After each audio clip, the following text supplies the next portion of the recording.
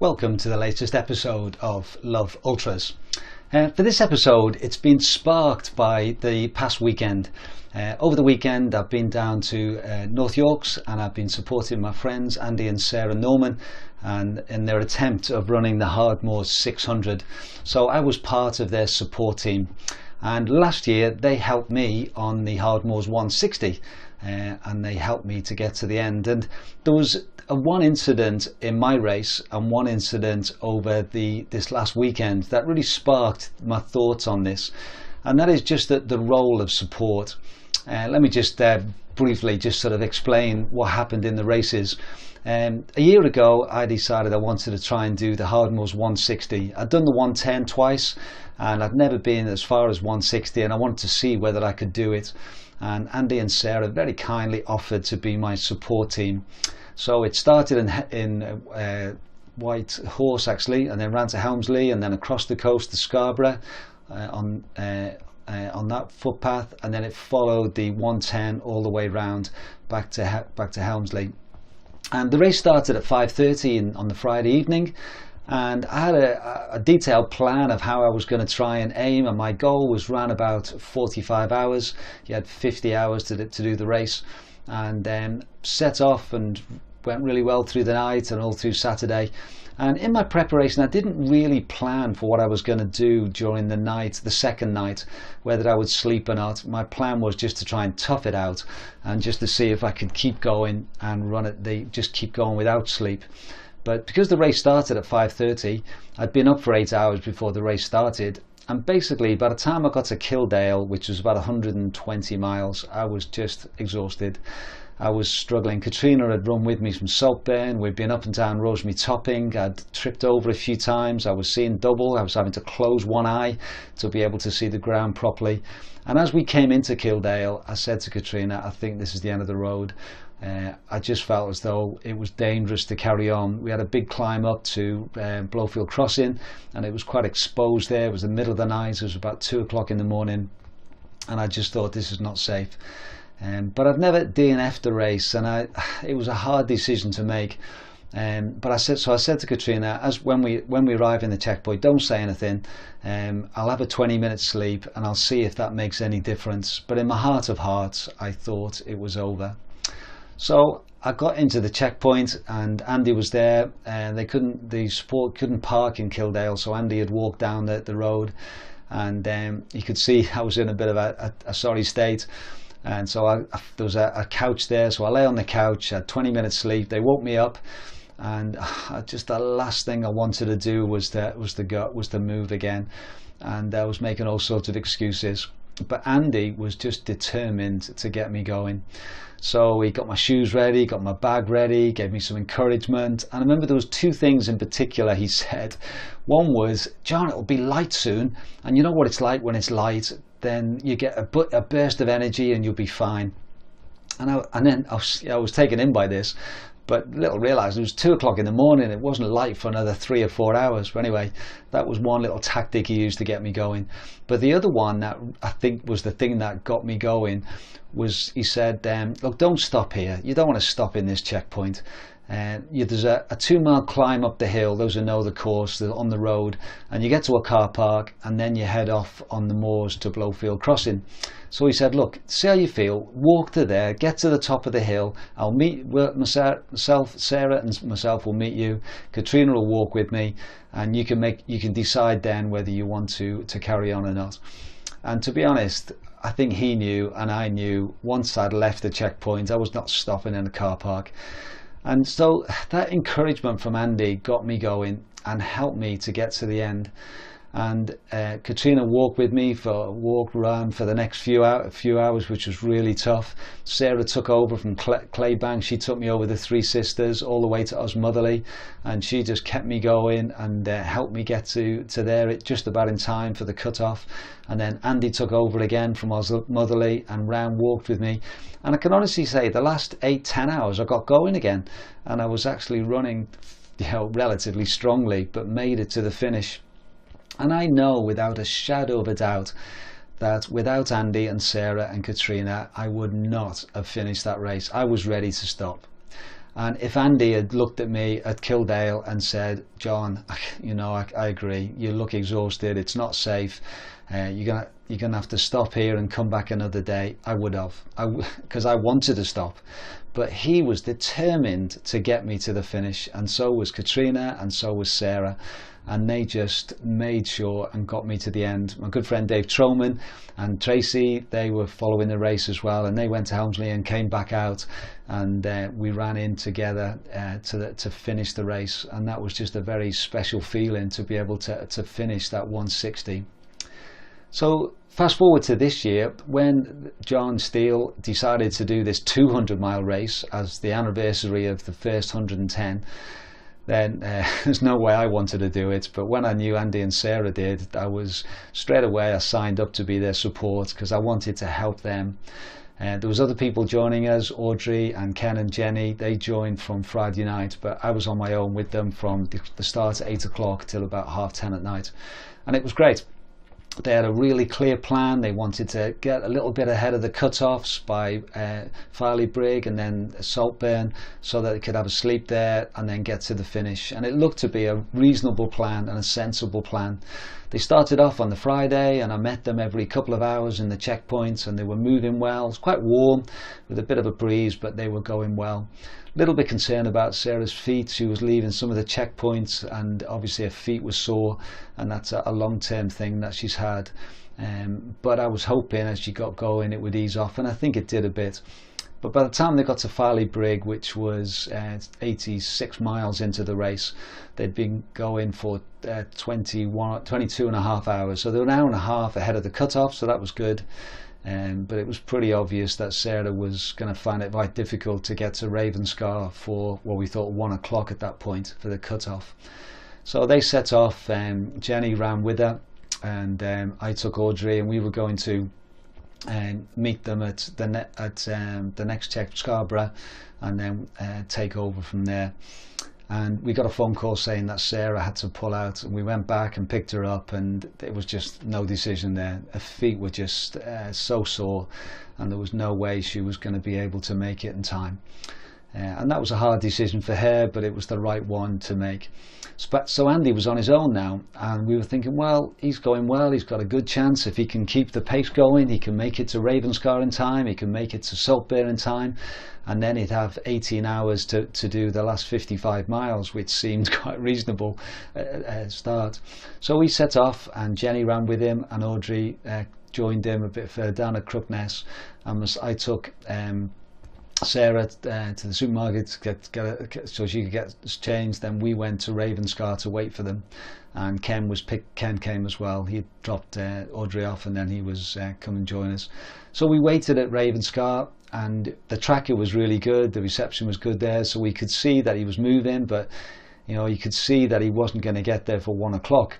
But there'd been a little bit of a mix-up, I think, with the timing, so it was 2 o'clock the cut-off was going to be, and then actually it was moved to 3 o'clock. But we knew that he would make 2 o'clock fine. I think he knew with about an hour to go, but he'd been working really, really hard to get there. So anyway, he comes into Ravenscar at 1:25, so he was outside the original cut-off that we thought, but he was inside the new one, so that was great. And but it was obvious that he'd worked really, really hard to get there. And he came in, and he looked in a pretty exhausted state. He then had just over 10 hours, 10 and a half hours, or 9 and a half hours to make Saltburn in time, which is 30 miles away. And if I'm honest, I thought it was very unlikely he was going to be able to make it to Saltburn in that pace. And I think he probably thought that as well. Anyway, so he sat down, we gave him some food, everyone was trying to encourage him, and we were trying to, I thought back to how he'd helped me in Kildale the previous year, and I wanted to be able to help him as much as I could, but again, just in my heart of hearts, I just thought it's going to be really difficult to get there. So anyway, I said to Andy in the end, I said, look, you've got a decision to make. You either, and it depends on how you can live with this decision. I said the first thing you can do is to stop, and you can choose to DNF and to stop here in Ravenscar, and no one will think any bad of you. You've done 108 miles, it's been an amazing achievement, but it would be your decision. Or you can carry on and carry on as slowly as you want, but to keep moving until the race takes you out, until it becomes impossible to make Saltburn in time. And the thing is, if you decide to stop now, then you'll never know whether you could have got through this. Whereas if you can get going, even if it's walking, who knows? We've all been there. I've been there a year ago. You saw me, and Andy mentioned that I looked as though I was on my last legs, but somehow got to the finish, and I did revive, and I was able to start running again. And so maybe that would be the same for you. And you need to think about whether you want to make the decision or whether you want to allow the race to make that decision for you. And you could see he was sort of working this through and realizing that, yeah, that did seem a sensible option, even if it was a tough one. So anyway, a few minutes later, he says, right, I'm going to get going. And even if I'm just going to walk as far as I can and just keep on going until the race says to me, I can't go any further. And we all just were so admiring that courage. So I decided to go outside, and I thought I'd video, because I've been taking video clips, and I'll put that out soon, a sort of video of their day and their race. And I videoed him coming out. And as I did so, I realized he was in a lot worse state than I thought. His hip flexors had really seized up, and he was finding it really difficult just to lift up his leg. So he walked out very, very, very slowly, and started to walk, and Sarah was with him. Sarah was trying to lift his leg up to get a bit of movement going, but it was obvious he couldn't even lift his knee very high at all. And anyone who knows the route knows there's so many steps and ups and downs even to get to Saltburn, never mind the Three Sisters and the rest of the route over to Helmsley. So as he just tried to walk very painfully away from me, I must admit I was in tears. I just felt partly responsible that I'd encouraged him to keep moving, and when it was obvious that he was in such a bad state, but just the courage that he was showing in trying to keep going and trying to walk. And eventually I could get some words out, and I said to the others, I said, look, we've got to stop him. This is not right to force him or to encourage him to keep going when he's in such pain. So I walked, and I stood in front of him, put my hands on his shoulders, and I said, look, you've got to stop. He said, no, I want to keep going. And so I said, well, look, why don't you walk to the end of the road, and then you turn right there, you go down the hill, and you rejoin the Cleveland Way path, because they come up to use the Ravenscar checkpoint. I'll go back and get the car, which was parked in the field, and if you can get going and it eases off and you're able to at least walk without too much pain and be able to lift your leg, then we'll have people with you, and we'll go as far as we can, and we'll make that. But if it doesn't ease off, then we need to stop. So I went back and got the car, drove back, and met him. And when I saw him, he was standing there with Ken and with Audrey, and Jenny had gone back to get the car with me, with her car, and it was obvious that was the end of the road.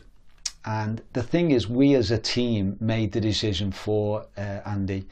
He didn't want to make that decision, and I've been there, I know what it's like, but we had to make it for him. I just felt it wasn't safe or sensible for him to try and go any further. There's a long, long downhill from Ravenscar, and it's really quite rocky, and it was going to just cause so much pain. Who knows what permanent damage it might have done, or longer term damage to his leg.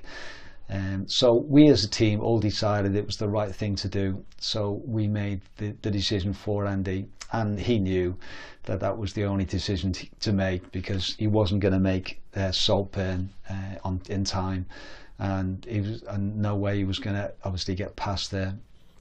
So it was a very emotional time for us. We encouraged him. We went to Robin Hood's Bay, gave in his tracker, went with something to eat, and talked it through. And even though it was tough for both Andy and Sarah, they knew it was the right decision.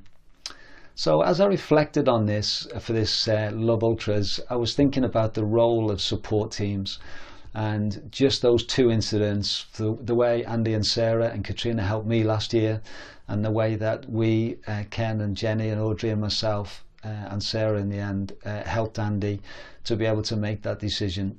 And I suppose last year I wanted to stop, but they wouldn't let me because they could see I wasn't injured, I was just tired, and I thought I'd reached my limits, but I hadn't, and they could see that, and they had confidence and faith in me to be able to get going, and were prepared to keep going another, I don't know, 20 hours or so before I finished. And that was just incredible friendship and support. Whereas this past weekend, Andy wanted to carry on, and we felt it was right as a team to stop him, and we wanted to make sure that he was safe and that he wasn't going to cause any more damage. So I suppose the lesson from this really is if you're doing a long race that needs support, just be careful who you choose, and make sure you choose somebody who is a good friends who want to support you and the best for you, but people who are prepared and can make the hard decisions. You know, I look back and I realised that Andy was prepared to keep me going, and because he could see that I was able to do it.